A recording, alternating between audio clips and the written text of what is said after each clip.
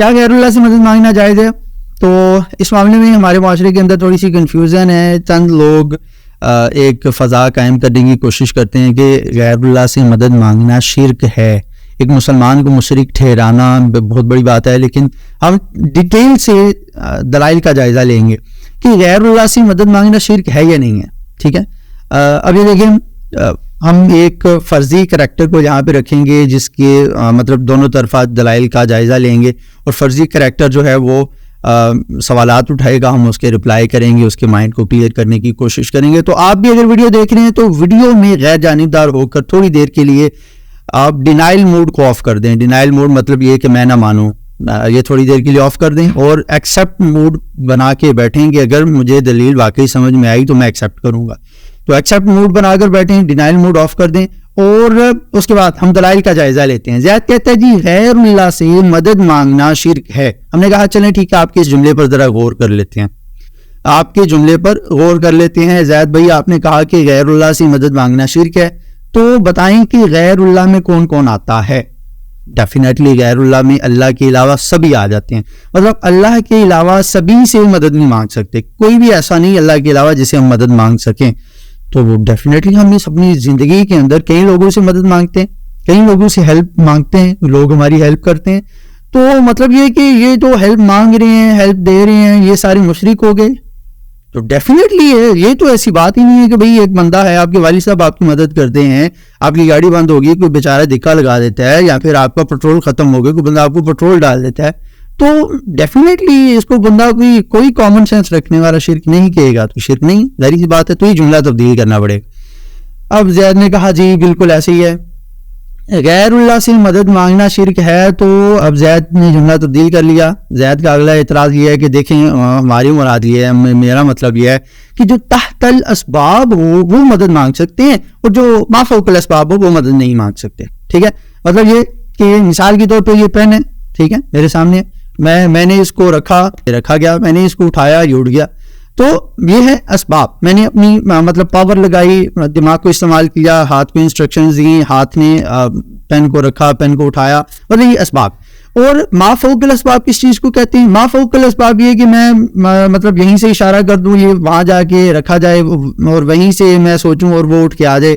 مطلب یہ فوق الاسباب, اسباب سے اوپر, مطلب جس کا اسباب سے کوئی تعلق یا لینا دینا نہ ہو, اسباب کے بغیر ہی کام ہو رہا ہو. ٹھیک ہے. اب زید صاحب کا اعتراض یہ ہے کہ تحت الاسباب جو مدد ہوتی ہے, جیسے گاڑی کو دھکا لگانا تحت الاسباب ہوتا ہے, آپ نے جتنی مثالیں دی ہیں تحت الاسباب کی دی ہیں, زید صاحب مجھے یہ کہہ رہے ہیں, ٹھیک ہے, کہ آپ نے جتنی مثالیں دی ہیں تحت الاسباب کی دی ہیں. تحت الاسباب تو مدد درست ہے, ٹھیک ہے. جس طرح ایک بندہ ہے پیدا ہوتا ہے تو بھائی کسی کی مدد سے ہی دنیا میں آتا ہے, اور جاتا ہے تو بھی جنازہ کسی کی مدد سے دفنایا جاتا ہے. اب ظاہر سی بات ہے نہ خود دنیا میں آ سکتا ہے بندہ, نہ دنیا سے جا سکتا ہے, لیکن ظاہر سی بات ہے یہ تحت الاسباب کی مثالیں ہیں, یہ ما فوق الاسباب کی مثالیں نہیں ہیں.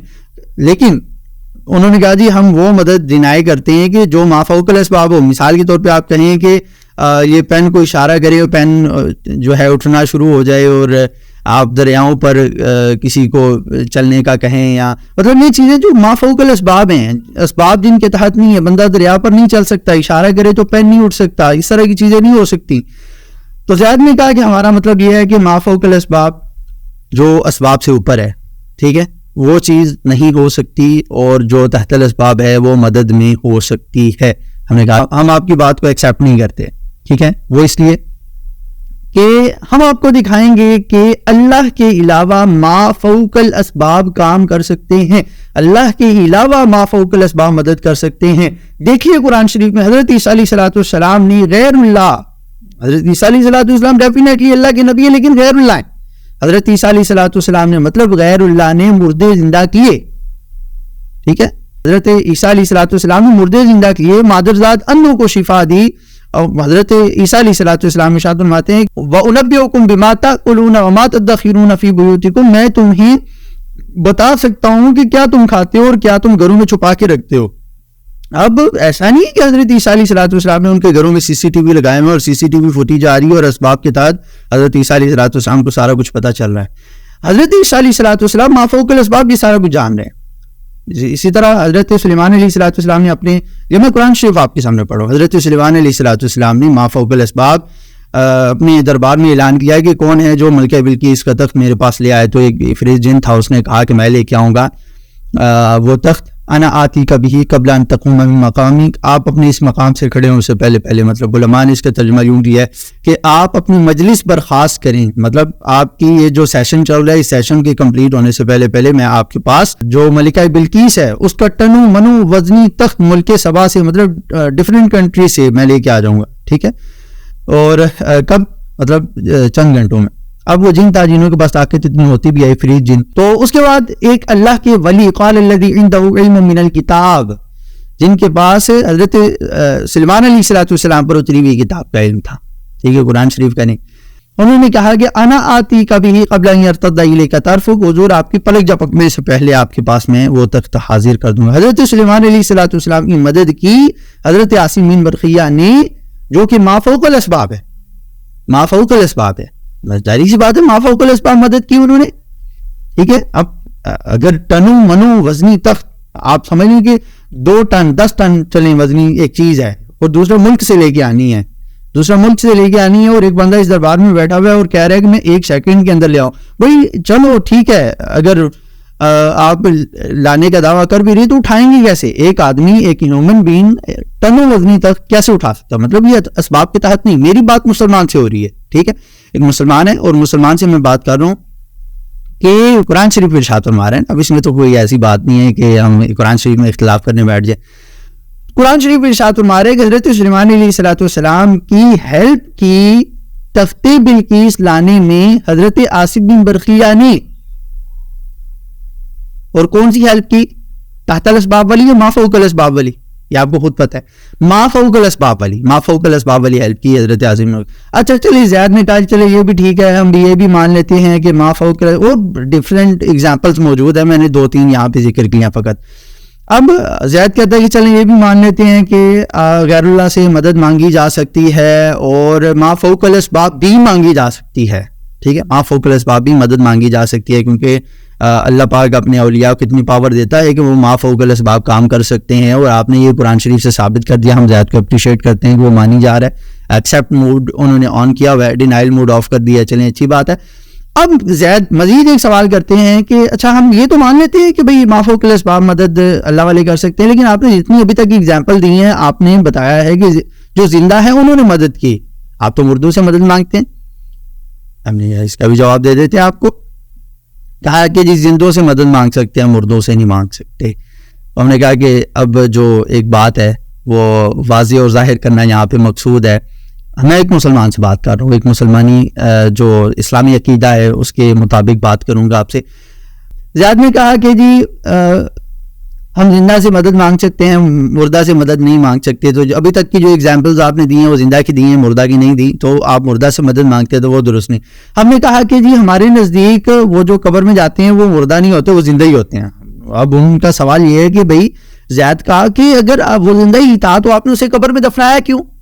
اگر وہ زندہ ہی ہے تو اس کو ہوا کہاں سے جا رہی ہے, اس کو سانس کہاں سے جا رہا ہے, اس کو کھانا پانی کہاں سے مل رہا ہے؟ تو یہ سب چیزیں ہیں, یہ اس کا سوال ہے, یہ اس کا سوال ہے. ٹھیک ہے, تو ہم نے کہا کہ چلو قرآن شریف پڑھتے ہیں.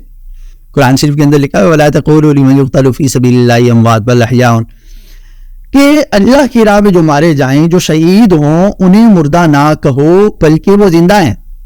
ہم یہاں پہ ذہن میں سوال آ سکتا تھا کہ وہ تھوڑے روحانی طور والے زندہ ہوں گے, جسمانی طور والے زندہ نہیں ہوں گے, یا اس طرح کچھ ہوگا. بَلْ أَحْيَاءٌ عِنْدَ رَبِّهِمْ يُرْزَقُونَ, بلکہ وہ اللہ پاک کے نزدیک زندہ ہیں اور انہیں رزق دیا جاتا ہے, کھانا دیا جاتا ہے. ٹھیک ہے. اچھا دوسری جگہ پہ قرآن شریف میں بَلْ أَحْيَاءٌ وَلَٰكِن لَا تَشْعُرُونَ, بلکہ وہ زندہ ہیں تمہیں شعور نہیں, تمہیں پتہ نہیں ہے.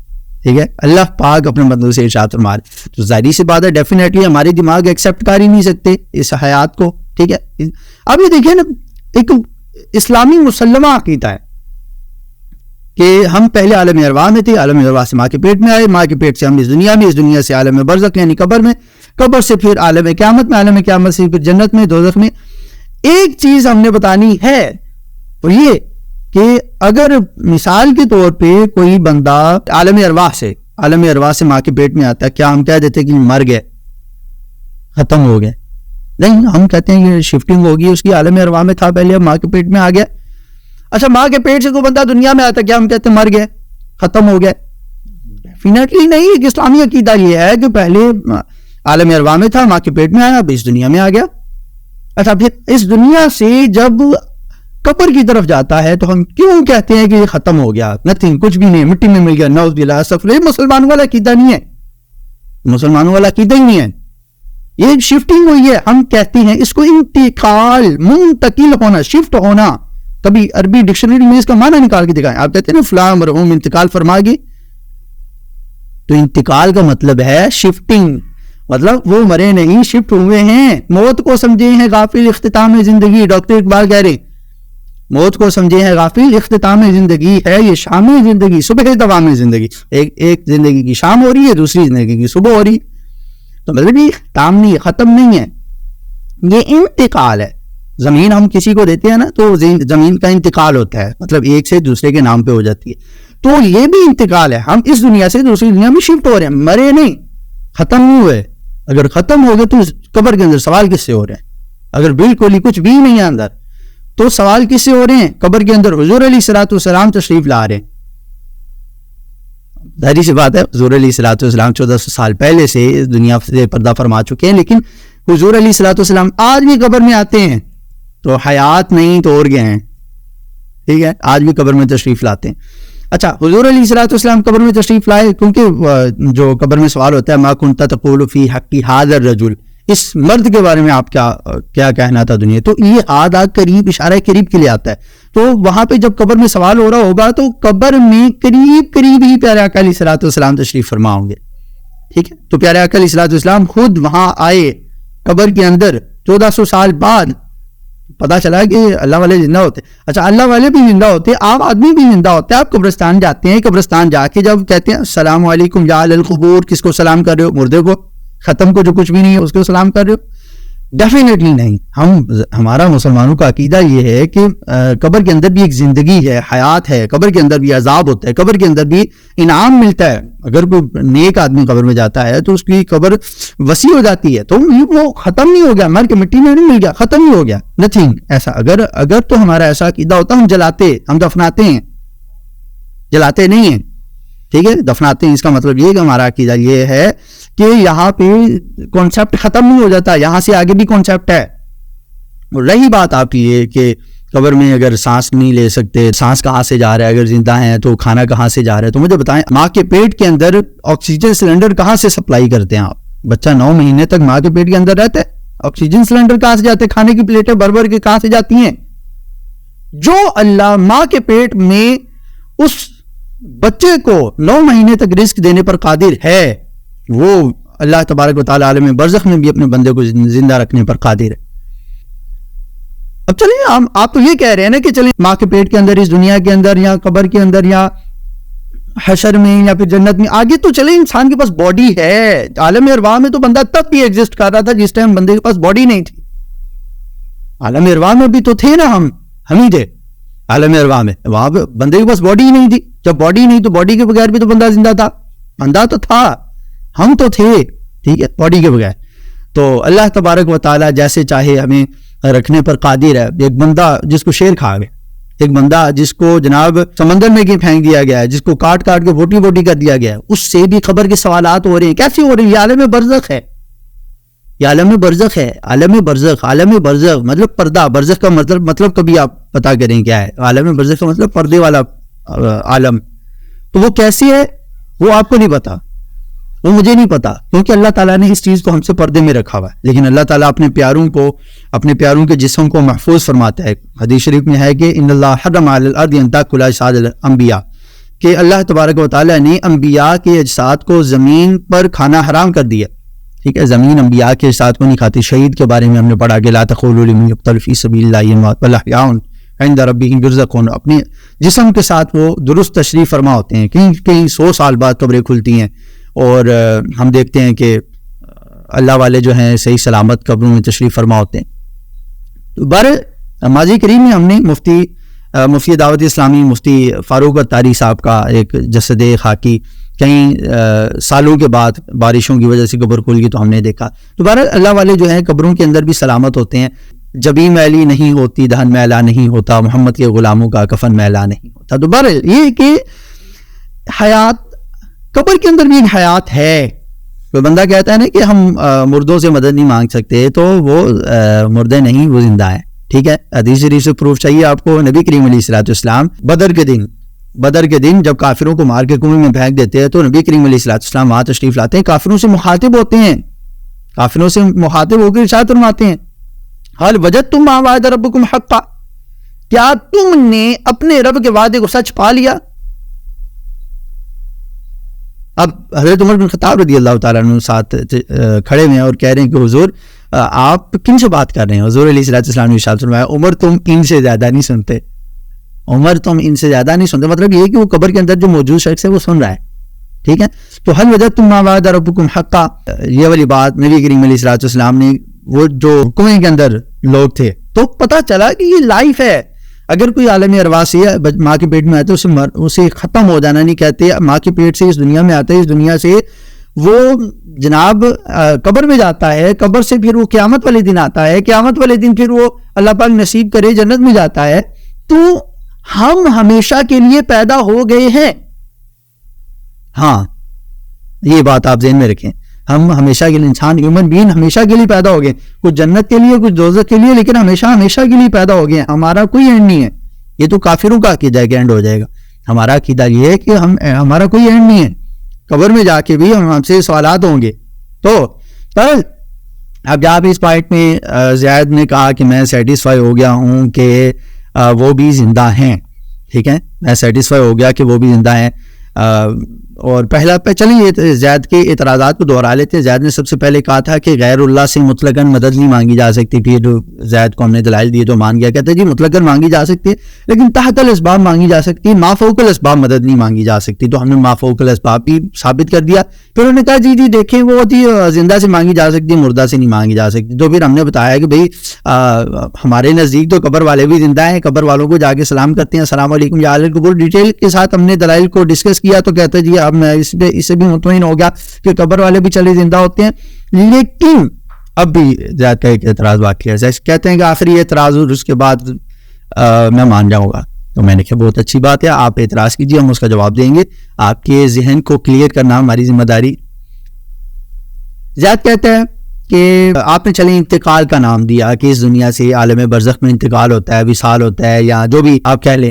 انہوں نے کہا کہ حیات دنیا کے اندر مدد مانگ سکتے. ہمارا عقیدہ یہ ہے کہ حیات دنیا کے اندر مدد مانگ سکتے ہیں، حیات برزخ میں مدد نہیں مانگ سکتے. ٹھیک ہے، تو میں نے کہا کہ اس دلیل کا، اس بات کا اگر میں آپ کو رپلائی کرتا ہوں، جواب دیتا ہوں، تو کیا آپ اس بات پہ بس کر دیں گے؟ ہاں جی بس کر دوں گا. ٹھیک ہے جی، زید کی بات پہ ہم نے ڈن کر لیا. زید نے کہا کہ اس بات کے بعد میں اور کوئی بات نہیں کروں گا. عالم برزخ سے اگر کوئی آ کے مدد کرے تو آپ مدد ایکسیپٹ نہیں کریں گے. زید نے کہا جی میں مدد ایکسیپٹ نہیں کروں گا، کیونکہ میں صرف دنیا والوں کی مدد ایکسیپٹ کرتا ہوں اس دنیا کے اندر، چاہے وہ ما فوق الاسباب مدد کریں یا جیسا بھی کریں، لیکن عالم برزخ والوں کی مدد میں ایکسیپٹ نہیں کروں گا. میں نے کہا بتائیے کہ چلیے معراج کی رات چلتے ہیں. نبی کریم علیہ الصلوۃ والسلام کی بارگاہ میں نبی کریم علیہ الصلوۃ والسلام معراج کی رات معراج سے واپس آ رہے ہیں تو حضرت موسیٰ علیہ الصلوۃ والسلام راستے میں ملتے ہیں. کون ملتے ہیں؟ حضرت موسیٰ علیہ الصلوۃ والسلام. اب دیکھا جائے تو حضرت موسیٰ علیہ الصلوۃ والسلام عالم برزخ سے تشریف لائے ہوئے ہیں اور حضور علیہ الصلوۃ والسلام عالم دنیا سے. حضور علیہ السلام عالم دنیا سے، ہماری اس دنیا سے، اور حضرت موسیٰ علیہ السلام عالم برزخ سے. جب حضور علیہ السلام واپس آتے ہیں تو حضرت موسیٰ پوچھتے ہیں کہ حضور کیا ملا؟ کہا کہ 50 نمازوں کا تحفہ ملا. تو حضرت موسیٰ علیہ السلام فرماتے ہیں کہ آپ کی امت 50 نمازیں نہیں پڑھ سکے گی. ٹھیک ہے، آپ واپس آنا جانا وہ ساری تفصیل ہم نے علماء سے کئی دفعہ سن لی ہے. آخر میں جب 5 نمازیں بچ گئیں، حضرت موسیٰ علیہ السلام نے فرمایا تھا کہ نبی کریم محمد مصطفیٰ صلی اللہ علیہ وسلم آپ کی امت کی 5 نمازیں بھی نہیں پڑھے گی. تو حضور علیہ الصلوۃ والسلام نے ارشاد فرمایا تھا مجھے واپس جاتے ہوئے حیات تھی. تو اب دیکھیں کہ نبی کریم علیہ الصلوۃ والسلام کو 50 نمازوں کا تحفہ عطا کیا گیا تھا. یہ حضرت موسیٰ علیہ الصلوۃ والسلام کی ہیلپ تھی کہ ان کی مدد ایکسیپٹ کرتے ہوئے اگر ہم مانیں تو ہم 5 نمازیں پڑھیں. جن کو حضرت موسیٰ علیہ الصلوۃ والسلام کی مدد ایکسیپٹ نہیں، زید اگر زید کو حضرت موسیٰ علیہ الصلوۃ والسلام، چونکہ وہ عالم برزخ سے آگے مدد کر رہے ہیں، حضور عالم دنیا میں، وہ عالم برزخ سے آگے مدد کر رہے ہیں نمازیں کم کروانے کی. اب اگر آپ کو 50 نمازوں والی مدد ایکسیپٹ نہیں ہے تو آپ پڑھیے 50 نمازیں آج سے. ڈیفینیٹلی آپ 50 نمازیں نہیں پڑھیں گے, ڈیفینیٹلی آپ 50 نمازیں نہیں پڑھیں گے. زید 50 نمازیں نہیں پڑھے گا تو زید نے کہا ٹھیک ہے جی بھائی 50 نمازیں تو میں بھی نہیں پڑھ سکتا, 5 نمازیں پڑھتا ہوں لیکن 50 نمازیں تو میں نہیں پڑھ سکتا, تو میرا ذہن کلیئر ہو. تو آپ کے ذہن میں بھی زید کی طرف کوئی سا سوال ہو تو آپ نیچے کمنٹ کے اندر آپ اپنا تہذیب کے دائرے کے اندر رہتے ہوئے آپ سوال کر سکتے ہیں, اور ایکسٹریمسٹ نہ بنتے ہوئے کوئی بھی سوال ہے آپ نے کرنا ہے اچھے انداز میں, واضح الفاظ میں آپ سوال کر سکتے ہیں. گالم گلوچ سے پرہیز کیجیے گا, کیونکہ گالم گلوچ کر کے آپ نے اپنی ہی نسل کا پتہ بتانا ہے, ٹھیک ہے. تو یہ کرنا ہے آپ نے اچھے انداز میں, ایکسٹریمسٹ نہ بنتے ہوئے واضح الفاظ میں کانسیپٹ کو کلیئر کرنے کے لیے. اگر آپ کو کوئی سوال ہے آپ نیچے کمنٹ میں کر سکتے ہیں. انشاءاللہ آپ سے اگلی ویڈیو میں ملاقات ہوگی. السلام علیکم.